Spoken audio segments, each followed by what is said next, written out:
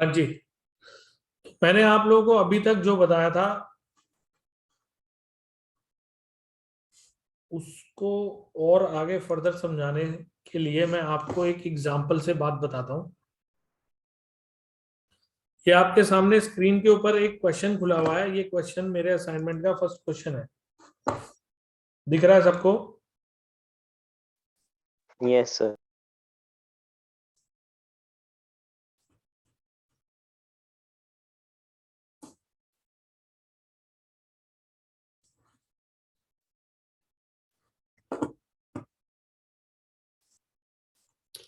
ठीक है। तो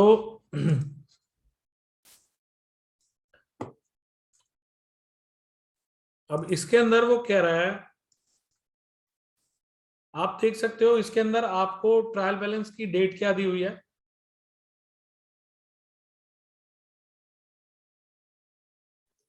31st December 2018। एक्चुअली क्या है कि मैंने ना हर जगह अपने एग्जाम्पल के अंदर ना कैलेंडर ईयर लिया है। कैलेंडर ईयर, तो कैलेंडर ईयर जो है वो 1 जनवरी से शुरू होता है और 31 दिसंबर को खत्म होता है, राइट? यस लेकिन सर। लेकिन जो हमारे फाइनेंशियल ईयर्स होते हैं ना, इनको फाइनेंशियल ईयर्स बोलते हैं। ये फाइनेंशियल ईयर हमारे 1 अप्रैल से शुरू होते हैं और 31 मार्च तक होते हैं। ठीक है, समझ में आई बात?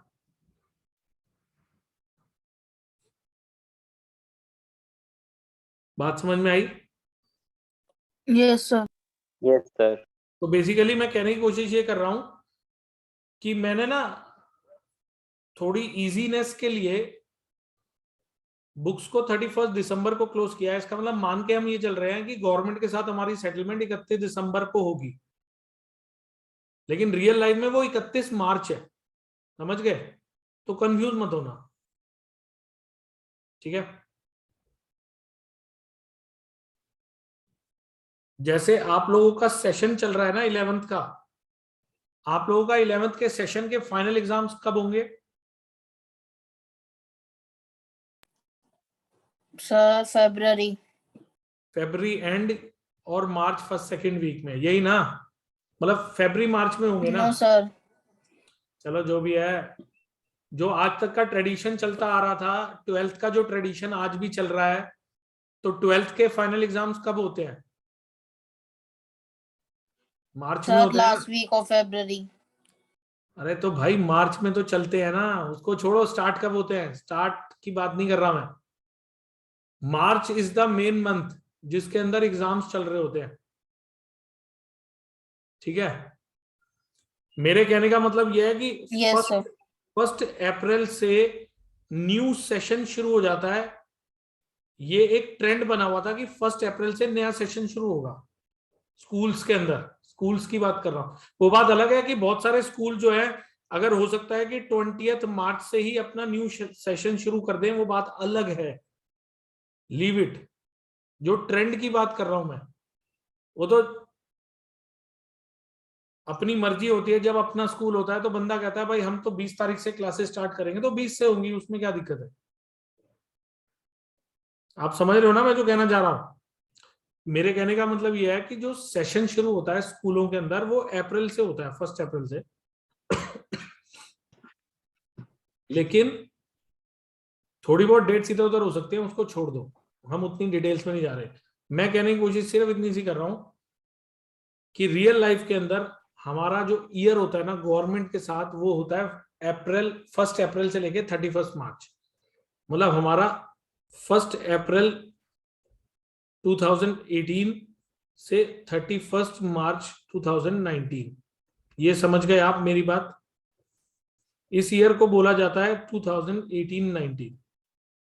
Is it clear to everyone? Yes sir. Yes 18-19 इसको बोलेंगे, 18-19। फिर अगले साल को बोलेंगे 19-20। फिर अगले वाले को बोलेंगे 20-21। ठीक है?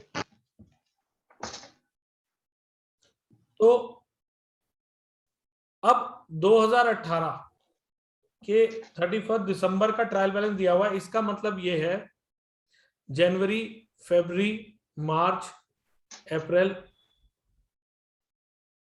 दिसंबर 18 का ट्रायल बैलेंस दिया हुआ। तो इसका मतलब क्या हुआ, इस ट्रायल बैलेंस के अंदर जो आपको ये रेंट दिख रहा है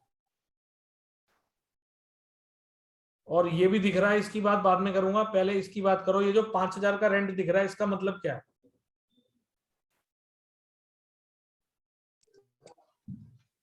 ये हमारा एक्सपेंस है, और ये तो सबको पता है। हमने 5,000 दिए हैं।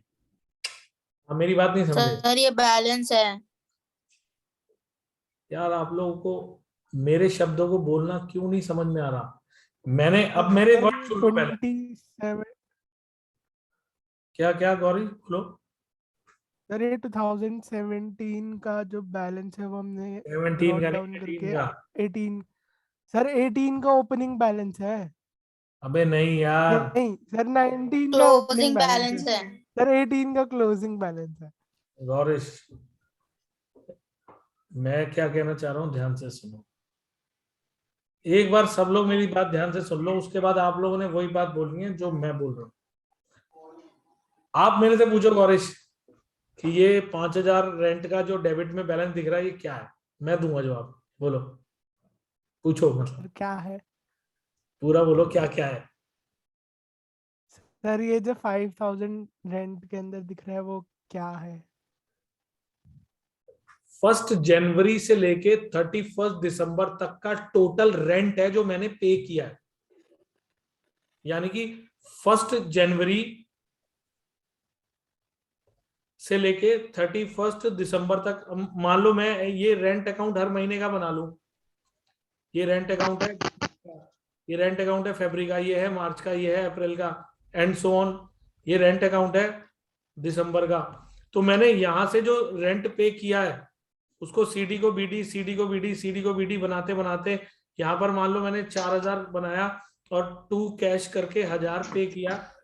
तो ये 5,000 ये वाला बैलेंस है जो अब तक का टोटल रेंट है। अच्छा, इस चीज को एक और तरीके से समझाता हूं।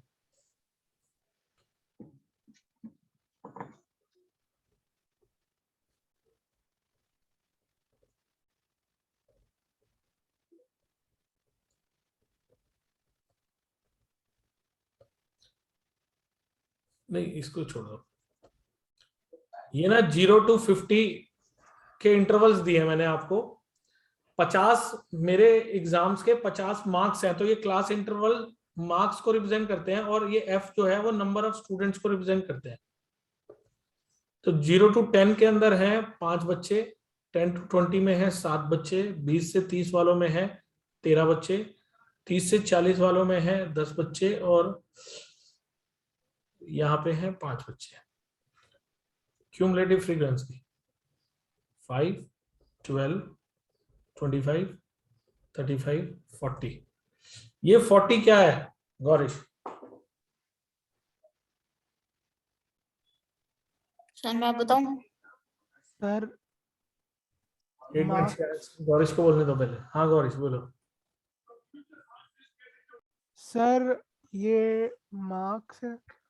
सर नहीं, मैं ये बताऊं? बच्चे हैं। सर ये बच्चे टोटल बच्चे। टोटल बच्चे। और थोड़ा खुल के बोलो, श्रेयांश बोलो, आप क्या कर रहे थे? सर ये टोटल फ्रीक्वेंसी है। और आप दिव्यांश क्या कह रहे थे? बोलो।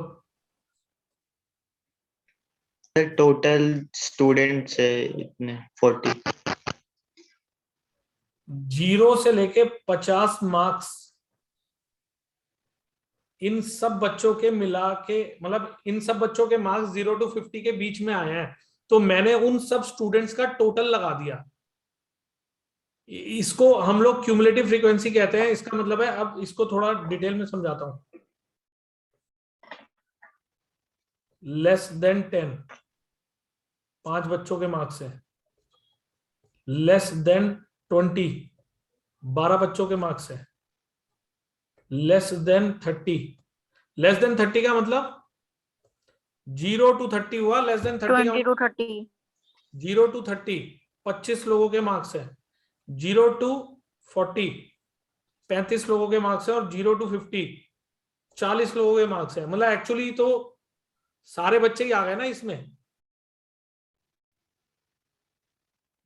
तो इस क्यूमुलेटिव फ्रीक्वेंसी का मतलब होता है कि इसमें पिछली फ्रीक्वेंसी ऐड होती जाती है अगली फ्रीक्वेंसी में, ऐसे मतलब है ना,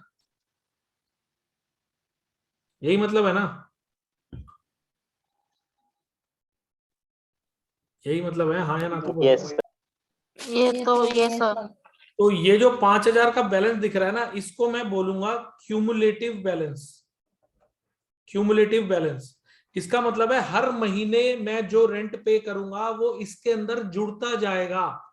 हर महीने, जैसे मैंने पहले महीने रेंट 500 रुपए पे किया, वो 500 ब्रॉट डाउन हो गया। अगले महीने मैंने 300 पे किया तो ये 800 हो गया। फिर ये 800 यहाँ पे आ गया। अगले महीने मैंने 400 पे किया तो ये 1200 हो गया। फिर अगले महीने मैंने 300 और किया तो 1500 हो गया, and so on and so on and so on. तो ये जो लास्ट में 5000 है, ये जो 5000 है, इसका मतलब क्या हुआ? अभी गौरीश ने बोला था सर क्यूमुलेटिव बैलेंस। हाँ क्यूमुलेटिव बैलेंस है, लेकिन अभी गौरीश ने बोला था टोटल बच्चे। उसी तरह मैं बोलूंगा टोटल रेंट इस साल में जो मैंने पे किया है वो 5000 पे किया है। समझ गए? Yes. Yes sir. Yes, sir. अब मैं पूछता हूं आपसे, कहाँ गया परचेज? ये रहा। ये जो परचेज है मेरी 2.5 लाख रुपए की दिख रही है यहाँ पे, 2.5 लाख रुपए की परचेज है मेरी। तो इसका क्या मतलब हुआ?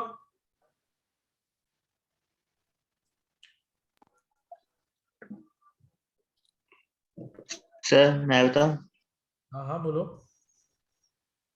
जनवरी 1 से दिसंबर 31 तक इतनी सेल्स एंड परचेजेस हुई है। इसका मतलब है फुल ईयर की परचेज पता लग गई ना मुझे, Yes, और sir. फुल ईयर की Total sales पता purchase. लग गई। इसका मतलब ये है कि मेरे पास टोटल 12 ट्रायल बैलेंस है, हर महीने का एक ट्रायल बैलेंस है।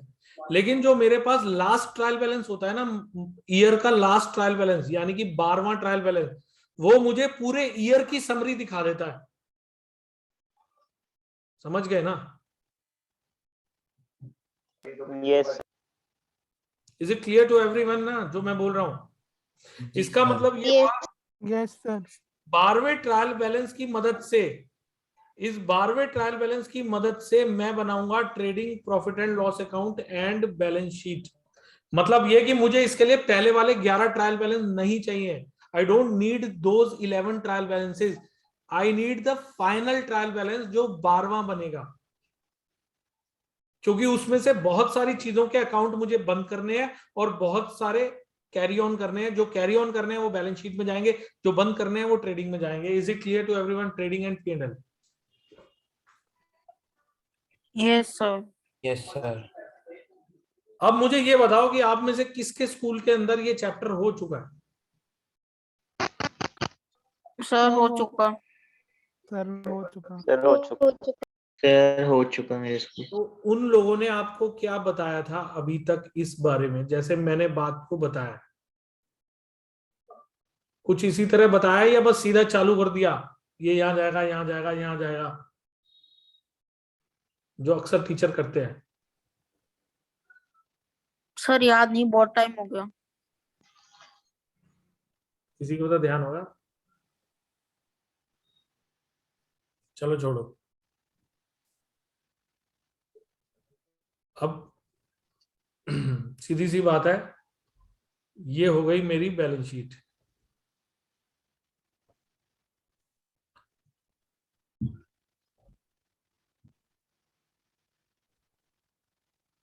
ठीक है, अब आपके सामने ये है trading and profit and loss account. इस trading and profit and loss account को ऐसे कहेंगे हम कि ये हिस्सा ट्रेडिंग अकाउंट है, ये हिस्सा प्रॉफिट एंड लॉस अकाउंट है। मतलब एक तरह से ये प्रॉफिट एंड लॉस अकाउंट जो है ये पूरा है और ट्रेडिंग अकाउंट ये पूरा है, इनको हम कंबाइंड बनाते हैं। हम अलग अलग भी बना सकते हैं, ट्रेडिंग अलग, P&L अलग, ये दोनों के लिए एक ही साथ लाइन भी खींच सकते हैं। एक्चुअली जब रियल लाइफ की बात करो तो ट्रेडिंग अकाउंट एक अलग से लेजर है, P&L एक अलग से लेजर है, लेकिन बनाते वक्त मैं इनको कंबाइंड बना सकता हूं, कोई दिक्कत वाली बात नहीं है। Upper part is trading account, lower part is profit and loss account. समझ रहे हो? Yes sir. Yes, sir. ये जो ट्रेडिंग अकाउंट आपको दिख रहा है, ये इसमें हम लोग सारे एक्सपेंसेस ट्रांसफर नहीं करते, सारे नहीं करते, कुछ करते हैं, कुछ। बाकी के सारे हम प्रॉफिट एंड, यानी कि हम लोग जितने भी एक्सपेंसेस और इनकम्स हैं उनमें से कुछ को ट्रेडिंग में डालते हैं, कुछ को P&L में। क्लोज तो हमें सबको करना है, क्लोज तो हमें सबको करना है, लेकिन कुछ को ट्रेडिंग में डाल के क्लोज करना है, कुछ को P&L में डाल के क्लोज करना है, और कुछ चीजें बैलेंस शीट में जाएंगी। यानी कि इन सब में से कुछ चीजें यहां, कुछ चीजें यहां और कुछ चीजें यहां। बस हमें यही सीखना है कि कौन सी चीज ट्रेडिंग में जाएगी, कौन सी P&L में, कौन सी बैलेंस शीट में, और किस साइड, डेबिट साइड या, हाँ जी कहाँ में यहाँ तो दिख रही। बोलो।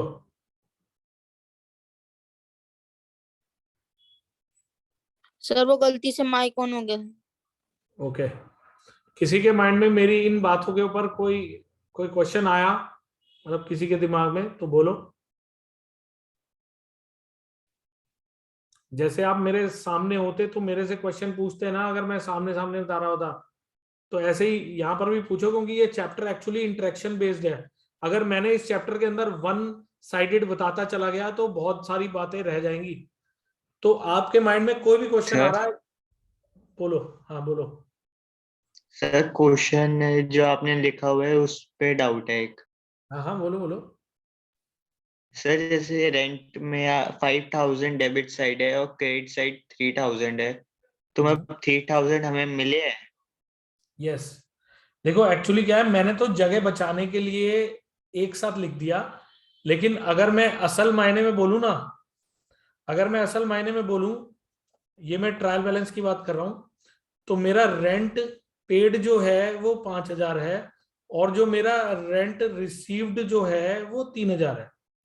क्योंकि वो रेंट रिसीव्ड मेरे लिए इनकम है, एंड इनकम का क्रेडिट बैलेंस होता है, और जो मेरा एक्सपेंस होता है उसका डेबिट बैलेंस होता है। समझ गए? सर लेकिन रेंट के जब लेजर बनाएंगे उसमें तो एक ही बैलेंस आना चाहिए ना। बिल्कुल, मैं आपसे यही तो बात क्लियर कर रहा हूं कि एक्चुअली रेंट पेड एक अलग है और रेंट रिसीव्ड एक अलग है। तो मुझे दो अलग लेजर बनाने चाहिए थे, रेंट पेड का अलग, रेंट रिसीव्ड का अलग।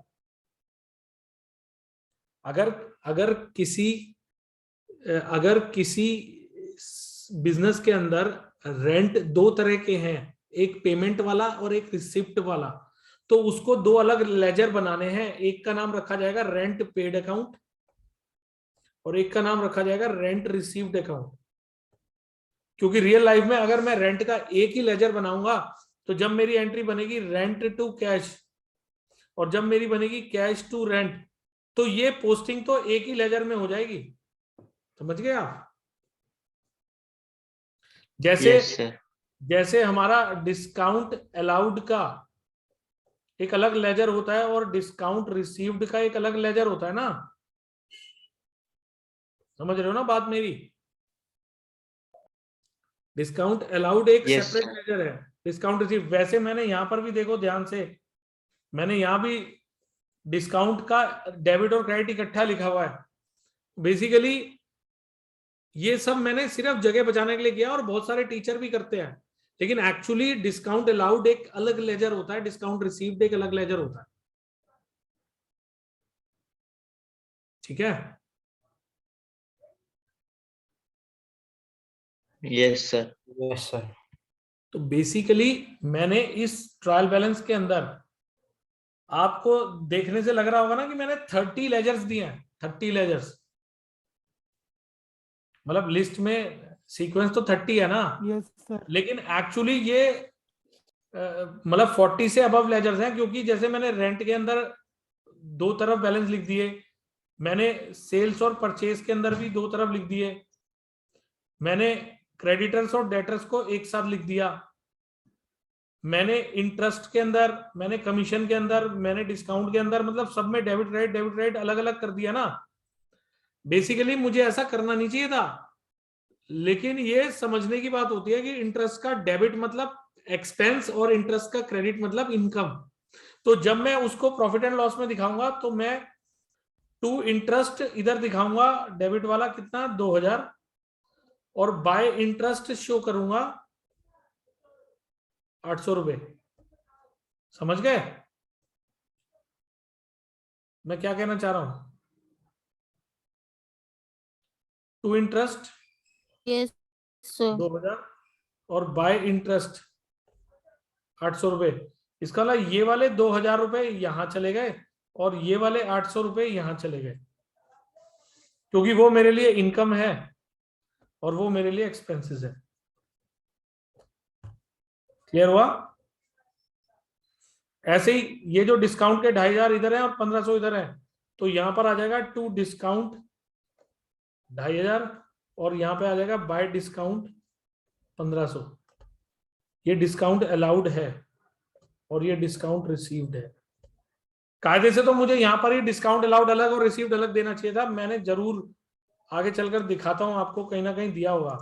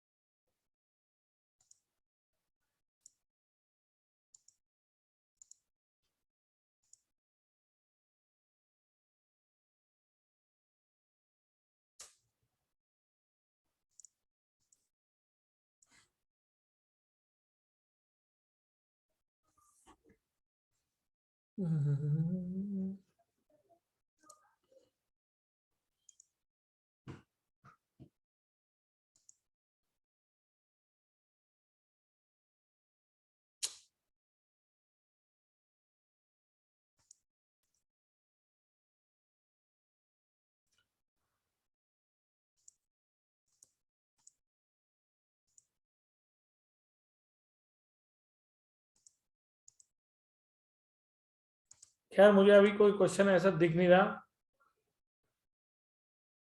बट कहीं ना कहीं आ जाएगा तो मैं दिखाऊंगा जरूर आपको। ठीक है?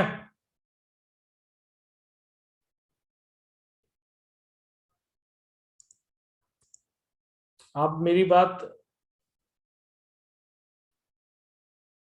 तब समझोगे जब सामने सामने कहीं कहीं ऐसी चीज आएगी। अभी फिलहाल मुझे रेडी में कहीं दिख नहीं रही, कहीं दिखेगी तो मैं जरूर आपको ये पॉइंट आउट करके बताऊंगा जो मैं कहना चाह रहा हूं। ठीक है? Yes sir. Yes sir. क्योंकि अभी एक्चुअली मैंने क्या है ना, एक लिमिटेड क्वेश्चन दिया हुआ है, मैं बुक में कहीं ना कहीं आपको ये वाला पॉइंट जरूर दिखा दूंगा, तो आपको बात पूरी सी क्लियर हो जाएगी जो मैं कहना चाहता हूँ। ठीक है? अभी हम अपने काम की बात करते हैं। तो ये हमारा फर्स्ट क्वेश्चन है जो आपके सामने है। इस क्वेश्चन को कल की क्लास के अंदर मैं पूरा करूंगा। कल जो क्लास लूंगा उसमें मैं ये क्वेश्चन पूरा करूंगा। कुछ बातें तो मैंने आज ही बेस बना दी हैं आपकी, लेकिन कल रिपीट भी करूंगा मैं ये सारी बातें। बट कल जो सर? मर्जी हो जाए। हाँ जी बोलो। सर कल किस टाइम होगी? वो मैं अभी कर रहा था बात। अभी मोस्ट प्रॉब्ली मैं 3 o'clock ही सोच रहा था। कल संडे है, कल 3 बजे बिल्कुल मिड का टाइम है, जो कि मतलब एक्चुअली तो मैं क्लास इंस्टीट्यूट में ले रहा हूँ, हालांकि अलाउड तो नहीं है कर्फ्यू के टाइम पर इंस्टीट्यूट खोलना, लेकिन बारिश हो रही थी तो मैंने भी रिस्क ले लिया। कल भी मैं ये सोच रहा हूँ कि अगर कोई स्ट्रिक्टनेस होगी तो सुबह होगी, तो दोपहर में आराम से इंस्टीट्यूट खोल के क्लास ले लूंगा।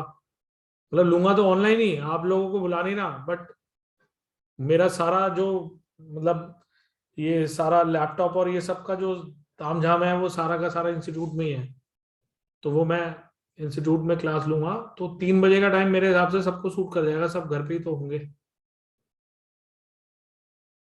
आज तो मैं लेट हो गया क्योंकि वो ना सर साइट 3 बजे मतलब 4 बजे ले लो।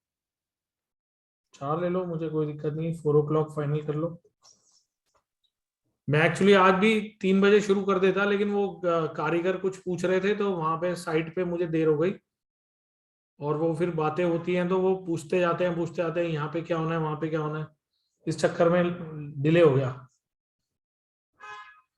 पर कल हम लोग एग्जैक्ट टाइम पे स्टार्ट करेंगे क्लास। आज मैंने कल की क्लास के लिए बेस तो बना ही दिया है पूरा, तो कल आपको बहुत अच्छे से समझ में आ जाएगा। आज जो बात नहीं भी क्लियर होगी वो कल क्लियर हो जाएगी। बट फिर भी किसी के माइंड में कोई डाउट है, मतलब मैंने अपने पार्ट पे बातें तो बता दी जो मुझे बतानी थी। बस इतनी बात ध्यान रखना कि इनमें से कई चीजें ट्रेडिंग में जाएंगी, कई चीजें P&L में जाएंगी और कई चीजें बैलेंस शीट में जाएंगी। तो हमें यही सीखना है मेन, कहाँ कौन सी चीज जाएगी और क्यों। हाँ बोलो। सर ट्रेडिंग और पीएनएल अलग अलग नहीं बनते? हाँ मैं वही तो बात मैंने बोली, देखो मैं दोबारा बताता हूँ। सर आपने साथ में दिए है ना इस सर? देखो मैंने कहा ना, मैंने साथ में दिए हुए हैं सिर्फ जगह बचाने के लिए, ठीक है। द एक्चुअल प्रोसीजर इज कि ये मेरा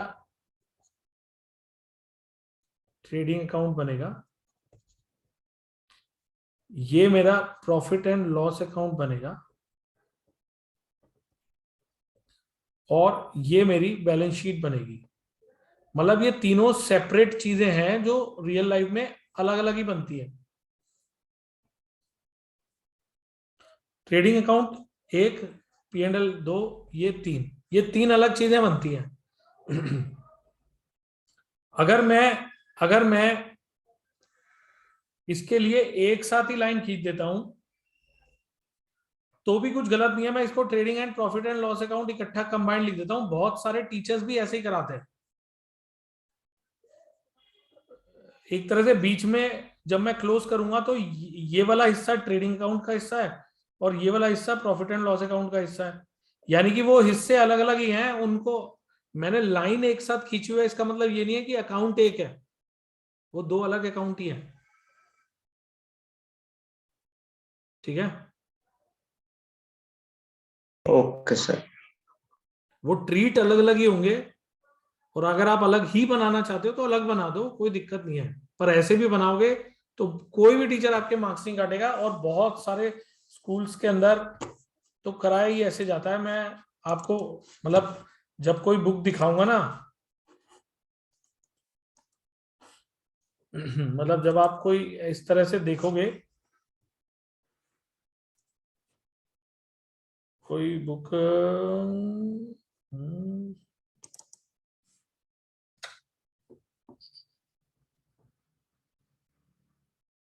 इसमें होगा नहीं, यस सर, टीएस ग्रेवाल में भी साथ में है।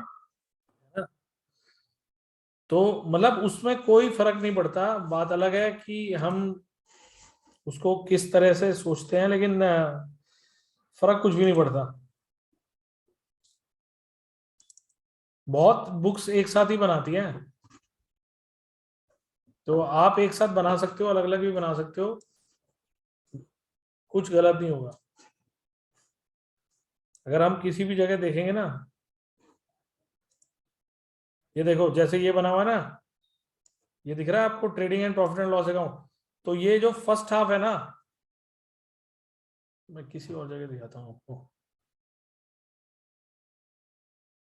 देखिए ये देखो, ये आपके सामने स्क्रीन पे दिख रहा है ना आपको। तो इस वाले को हम लोग बोलेंगे ट्रेडिंग अकाउंट, इस वाले को हम बोलेंगे प्रॉफिट एंड लॉस अकाउंट, और ये वाली चीज है बैलेंस शीट।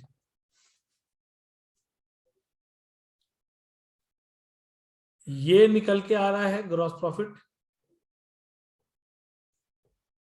ये निकल के आ रहा है नेट प्रॉफिट।